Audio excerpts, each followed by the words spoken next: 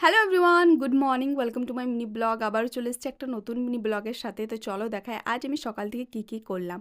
ঘুম থেকে উঠেই আগে ফুলগুলো ভালো করে গুটিয়ে রেখে নিয়েছিলাম, তারপর বরমশাইকে দিয়ে দিলাম চা, আর তারপর আমি খেয়ে নিলাম এখানে মেথি জিরে ভিজানো জল, যেটাতে 1 চামচ আমি মধুও মিক্স করেছিলাম।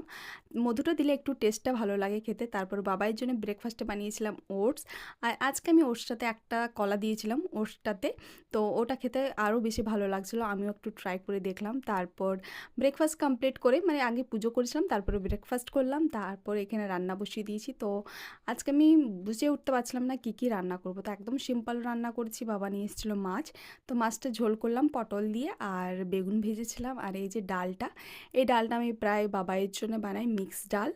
আর এই যে করেছিলাম টমেটো চাটনি, একদম সিম্পল।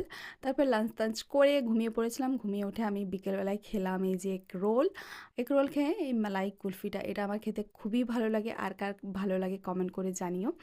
তারপর রাত্রে এনেছিল মিষ্টি। তো আজকের মতন এইটুকুই। আশা করি ভিডিওটা ভালো লেগেছে। ভালো লেগে তো লাইক শেয়ার সাবস্ক্রাইব করে দিও। Tata, bye bye.